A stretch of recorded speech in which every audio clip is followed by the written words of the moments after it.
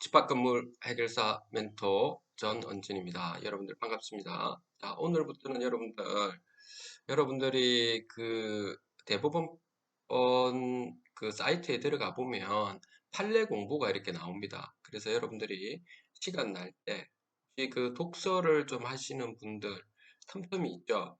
요 판례 공부를 좀 보시면은 여러분들 부동산에 관련돼서 뿐만 아니고 여러 가지 민형사상 이런 사건들에 대해서 우리가 살펴볼 수가 있습니다.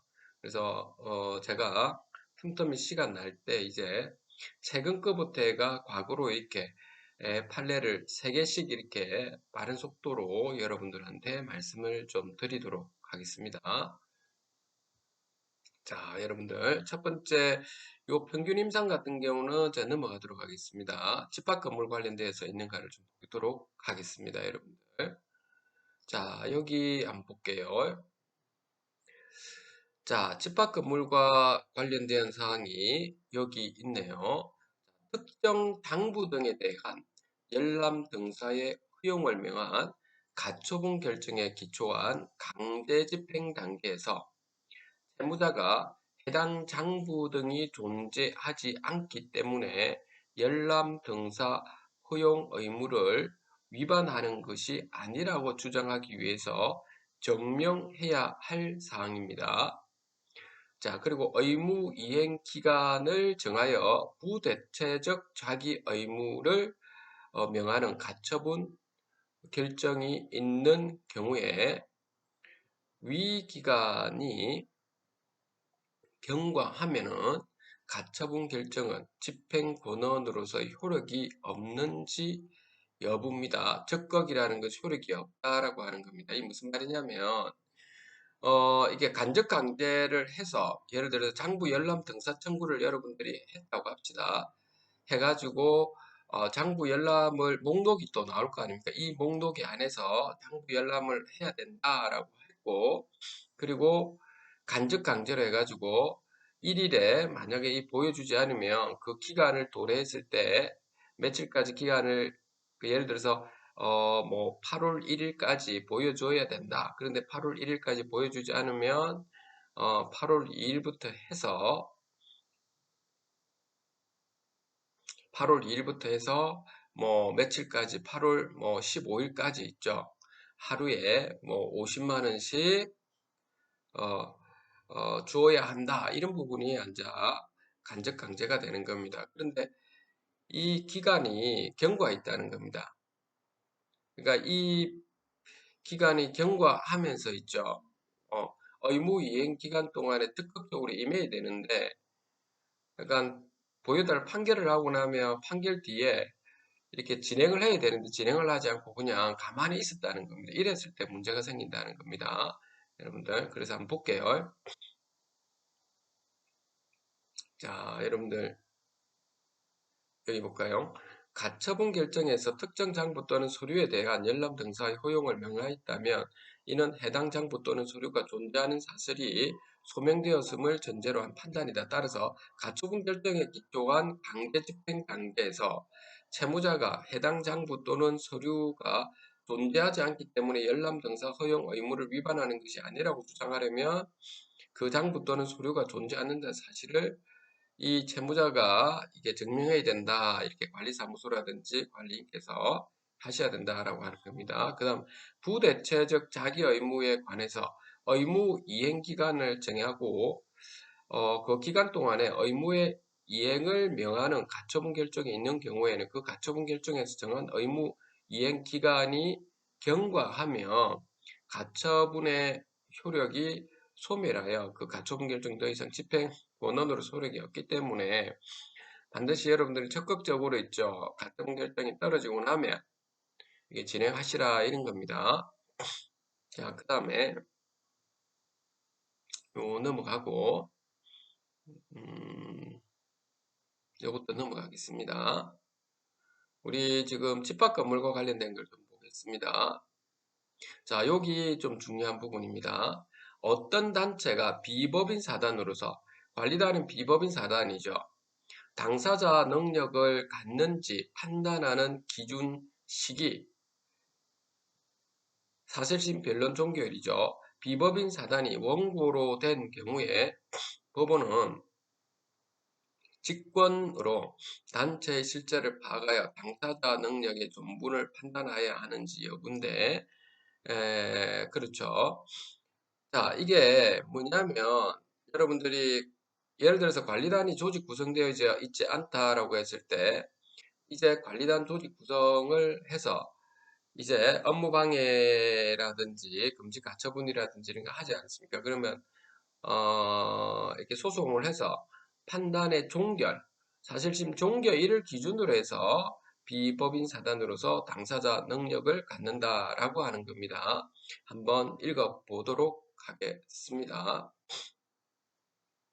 민사소송법 제52조가 비법인 사단의 당사자 능력을 인정하는 것은 법인이 아니더라도 사단으로서의 실체를 갖추고 그 대표자 또는 관리인을 통하여 사회적 활동이나 거래를 하는 경우에는 그로 인해서 발생하는 분쟁은 그 단체가 자기 이름으로 당사자가 되어 소송을 통하여 해결하도록 하기 위한 것이다. 그러므로 여기서 말하는 사단이라면 일정 목적을 위하여 조직된 다수의 결합체로서 대외적으로는 사단을 대표할 기관에 관한 정함에 있는 단체를 말하고, 어떤 단체가 비법인 사단으로서 당사자 능력을 갖추고 있는가 하는 것은 소송 요건에 관한 것으로서 사실상 변론 종교일을 기준으로 판단하여야 한다. 원래 당사자의 문제는 법원의 직권조사사항에 속하는 것이므로 이 당사자 능력 판단의 전제가 되는 사실에 관하여는 법원이 당사자의 주장에 구속될 필요 없이 직권으로 조사해야 하고, 따라서 비법인 사단이 원고로 된 경우 그 성립의 기초가 되는 사실에 관하여 당사자가 다양한 주장을 할 경우 구체적 사실에 구속될 필요 없이 직권으로 단체 실체를 파악하여 당사자 능력의 전부를 판단해야 된다. 이렇게 돼 있죠. 그래서 요 점을 좀 반드시 여러분들 아셨으면 좋겠습니다. 그 다음에 요거는 넘어가겠습니다. 3법. 그 다음에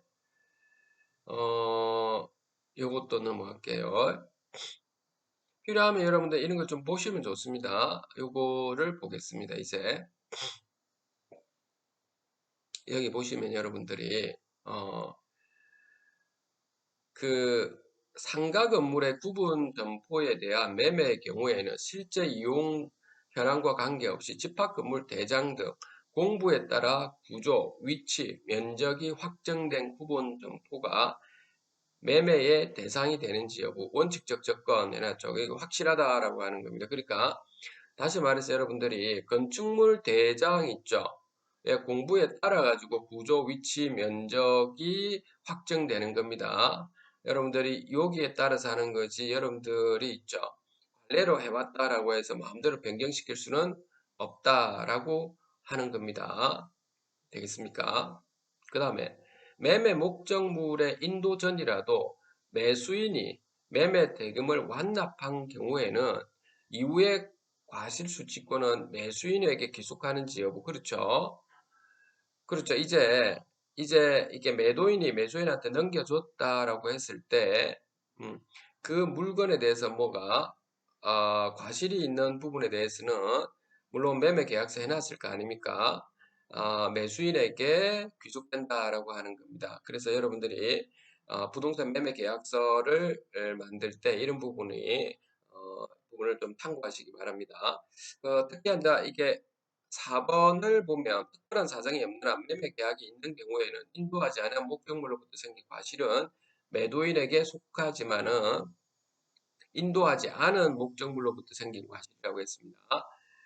매매 목적물의 인도 전이라도 매수인이 매매 대금을 완납한 경우에는, 자, 매매 대금을 완납한 경우에 그 이후에 과실수취권은 매수인에게 기속된다고 보는 겁니다. 그래서 여러분들이 이런 부분 때문에 그 매도인과 매수인의 동시이행 관계에 있기 때문에 이게 매도인이 협의를 거쳐가 반드시 동시 이행을 하도록 이렇게 하시는 것이 좋습니다. 먼저 돈을 납부해서 어떤 문제가 발생한 사례입니다. 이거는. 자, 그 다음에 요 부분은 있죠. 이 부분은 또 넘어가도록 할게요. 요거 시행사 시공사의 관계니까 일단은 그 다음 이 부분도 넘어가도록 하겠습니다. 행정과 관련된 사항입니다. 자, 이 부분도 여러분들 가끔씩 등장합니다. 이 부분은 뭐냐면 운영사가 이제 파산했을 때의 요 문제가 되겠습니다. 이 부분 한번 들어가 볼게요. 회생 채권자가 그러니까 여러분들이 그 호텔 같은 데서 여러분들이 수익금을 받고자 하는 이런 분들 있죠. 회생 채권자가 되겠습니다. 회생 채권자가 제3자를 상대로 한 소송 계속 중에 회생 채무자, 요 운영사가 되겠죠. 채무자를 상대로 소송 고지를 하고 소송 고지에서 실권된 권리가 있다 이 말이에요. 실권된 회생 채무의 이행을 청구하는 의사가 표명되어 있는 경우에는 소송 고지서에 좀 있겠죠. 다른 연대 채무자나 보증인에 대하여 민법 제416조 또는 제440조에 따른 소멸시효 중단을 주장할 수 있는지 여부인데 요거는 할 수 없다라고 하는 겁니다. 소극이라는 것은 할 수 없다 이런 뜻입니다. 한번 잠깐 읽어보겠습니다. 회생채권의 소멸소유 기간 경과 전에 채무자 회생 및 파산에 관한 법률 제251조에 의하여 실제 권리가 있다는 것이 인정되었다면 더 이상 그 채무의 소멸시효 중단이 문제될 여지가 없는 거죠. 따라서 회생채권자가 제3자를 상대로 한 소송 계속 중에 회생 채무자를 상대로 그 소송 고지를 하고 소송 고지서에 실권된 실제 권리가 있는 회생 채무의 이행을 청구하는 의사가 표명되더라도 회생 채권자는 그로서 다른 연대 채무자나 보증인에 대해서 민법 제416조 또는 444조 소멸시효 중단을 이렇게 주장할 수가 없다라고 하는 거예요. 이거는 이제부터는 법원의 판단에서 법원에서 알아서 판단할 사항이지 이게 채권자가 이런 부분을 이제 더 이상 법적인 판단을 구할 수는 없다라고 하는 부분이니까 이 부분은 좀 여러분들이 호텔에 관련되어 있는 분들은 좀 알아두시면 좋겠습니다. 이 부분도 여러분들 좀 중요하죠. 여러분들 재개발 하시는 분들, 재개발 사업에 있는 분들이 있을 겁니다. 거기 그 조합원으로 있는 분들도 계실 거고, 아니면 임차인으로 있는 분들 다 있을 겁니다. 자, 주택 재개발 사업의 사업 시행자가 현금 청산 대상자나 세입자로부터 정비구역 내 토지 또는 건축물을 인도받기 위해서는 협의나 재결 절차 등에 의하여 결정되는 주거 이전비 등도 지급해야 하는지 여부. 그렇죠. 적극이라는 거 지급해야 된다 이 말인 거죠. 당연히 이게 지급해야 될 사항입니다. 요 부분은 요 끝에만 잠깐 읽어 보도록 하겠습니다. 자, 구도시정비법 제49조 제6항 단서의 내용, 개정 경위와 입법 취지를 비롯해서 구정비법 또는 및 그 토지보상법에 관련된 규정들을 종합해 보면 토지보상법 제78조에서 정한 주거 이전비, 이주정착비, 이사비도 이사비도 구정비법, 도시정비법 제49조 제6항 단서에서 정한 토지보상법에 따른 손실보상에 해당하죠. 그러므로 주택 재개발 사업의 사업 시행자가 공사에 착수하기 위해서 현금 청산 대상자라든지 세입자로부터 정비구역 내 토지 또는 건축물을 인동받기 위해서는 협의나 재결처 등에 대해서 결정되는 주거 이전 빈도도 지급할 것이 요구된다라고 하는 겁니다. 만일 사업 시행자나 현금 청산 대상자나 세입자 사이에 주거 이전비 등에 관한 협의가 성립된다면 사업 시행자의 주거 이전비 등 직업 의무와 현금 청산 대상자나 세입자의 부동산 인도 의무는 동시 이행 관계에 있게 되고 재결 결정 등에 의해서 주거 이전 및 지급할 절차는 부동산 인도에 선행되어야 한다라고 하는 겁니다. 인도에 선행되어야 한다는 겁니다. 미리 이 부분을 주거 이전 비들에게 먼저 지급하도록 해야 된다라고 하는 겁니다. 이거는 기본적으로 여러분 알고 있어야 됩니다. 다음에, 요 부분도 이게 요즘에 이제 이게 재개발 관련된 게 좀 많이 나오다 보니까 그런 것 같습니다. 이것도 읽어볼게요.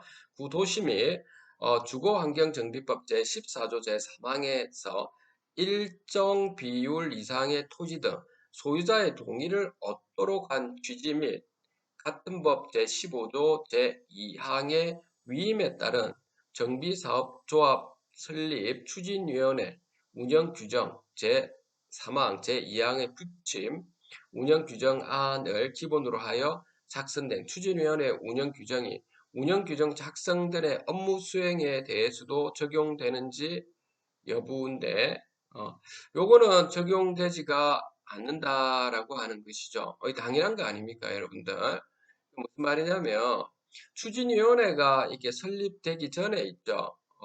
업무 수행에 대해서는 여러분들이 할 수가 없는 겁니다. 이 부분에 대해서는 어떻게 해야 된다고 별도로 여러분들이 이 부분에 인정받기 위해서는 그 집회를 통해서 여러분들이 해줘야 된다라고 하는 겁니다. 그것을 그 위원회에서 운영규제를 마음대로 소급 적용한다 이렇게 한다는 것은 안 되는 거죠. 이 기본인 거지 않습니까, 여러분들이? 그래서 이 부분도 한번 마지막 부분만 한번 좀 읽어볼게요. 구도시정비법 제15조 제2항의 위임에 따른 정비사업조합 설립추진위원회 운영규정은 제3조 2항의 추진위원회 운영규정에는 부침 운영규정안을 기본으로 하여 다음 각 호의 방법에 따라 작성한다고 하면서 그 부침에 첨부된 땡땡 정비사업조합 설립추진위원회 운영규정의 부침은 이 운영규정은 땡땡 시장 군수구청장으로부터 땡땡 주택 재건축, 주택 재개발, 도시환경정비사업 조합 설립추진위원회 승인받은 날로부터 시행한다라고 되어져 있죠. 이 법률의 근거가 이렇게 있다는 겁니다. 그러니까 법률에서 따라가야지 여러분들이 운영규칙이나 규약은 법률에 위반되면 안 되는 거죠. 따라서 위 구청 규정안을 기준으로 해서 작성된 추진위원회 운영규정은 도시정비법령에 따라 추진위원회 설립 승인이 있고 운영규정이 작성 때로부터 비로소 적용되어서 운영되기 작성 전에 대해서는 추진규정 적용되지 않는다. 당연한 건데 여러분들이 좀 참고해 주시면 되고 이 저작권법 관련된 걸 넘어가도록 하겠습니다. 이런 부분은 시간이 한 17분까지 갔네요. 제가 그 시간을 나눠서 해야 될 것 같습니다. 그러니까 세 개를 다 못할 것 같네요. 오늘은 그 8월 15일 날 이게 된 것만 좀 말씀을 드리고 그렇게 할게요. 자, 그 다음에 넘어가도록 하겠습니다. 사정 변경의 원칙. 요 사정 변경의 원칙은 있죠. 요거는 참고적으로 이거하고는 이것도 비슷한 사례긴 한데 여러분들이 사정 변경의 원칙은 뭐냐면 여러분들 예를 들어서 관리단이 이제 조직 구성되어서 관리업체 퇴출 안 그래도 관리업체 퇴출 결의를 했죠. 그러면 기존에 있는 관리업체라든지 이런 것은 어쩔 수 없이 퇴출이 되는 겁니다. 왜냐하면 기존의 관리업체와 시행사라든지 기존의 관리업체와 관리단하고 이렇게 계약이 되어 있다 하더라도 이제 사정 변경이 된 거죠. 그렇기 때문에 해지할 수 있다라고 하는 겁니다. 자, 요거는 뭐냐면 그 갑등이 해외 이주 알선 업체인 을회사와 미국 미숙련 취업 이민을 위한 알선 업무 계약을 체결한 후 임의 허가를 받고 이에 따라서 을회사에 국외 알선 수수료를 모두 지급하였는데 주한미구 대사관이 갑등에 대한 이민 비자 인터뷰에서 추가 행정 검토 및 이민국 이송 결정을 하여 자발적 결정이 진행되지 않고 중단된 상황에서 그러니까 이거는 주한미군 대사관에서 어떤 검토 사항이 있어서 이렇게 했다는 겁니다. 이건 어쩔 수 없는 거죠. 이런 경우에는 사정 변경이 된다라고 하는 겁니다. 자, 여러분들 여기 사정 변경이라는 부분은 이 부분 한번 참고를 해보는 부분인데 요거를 한번 좀 읽어볼게요. 민법 제2조 제1항은 신의 성질의 원칙에 따라서 권리의 이행과 의무는 신의에 따라서 성질을 쫓아야 한다고 규정하고 있죠. 이 원칙은 법률관계의 당사자가 상대방이 이익을 배려하여 형평에 어긋나거나 신의를 저버리는 내용 또는 방법으로 권리를 이행하거나 의무를 이행해서는 안 된다는 주상적 규정으로서 법 질서 전체를 관통하는 일반 원칙이 적용됩니다. 실행 원칙 안에 사정 변경이 있다 이 말입니다. 판례는 계약을 할 때 예견할 수 없었던 사정이 발생하면 자 여기 예견할 수 없었던 사정이 발생함으로써 야기된 불균형을 해소하고자 신의 성실 원칙의 파생 원칙으로서 사정 변경 원칙을 인정하고 있다는 겁니다. 그래서 계약 성립의 기초가 된 사정이 현저히 변경되고 당사자가 계약의 성립 당시 이를 예견할 수 없었다라고 하는 것도 중요합니다. 그로 인해 계약을 그대로 유지하는 것이 당사자의 이해에 중대한 불균형을 초래하거나 계약을 체결한 목적을 달성할 수 없는 경우에는 계약 준수 원칙의 예외로서 사적 변경을 이유로 계약을 해지하거나 해제할 수 있다는 겁니다. 여기서 말하는 사정이라고 하는 것은 당사자들에게 계약 성립의 기초가 된 사정을 가르치고 당사자들이 계약의 기초로 삼지 않는 사정이나 어느 일방자가 변경에 따른 불이익이나 위험을 떠안기로 한 사정을 포함하지 않는다라고 하는 부분입니다. 그래서 사정 변경에 따른 예견 가능성이 있었는지는 요거는 넘어갈게요. 그러니까 예견 가능성 이런 부분을 충분히 봐야 된다 이겁니다. 그 다음에 여러분들 자 넘어갈게요. 자 독립규제 이런 부분도 넘어가겠습니다. 쭉 넘어가고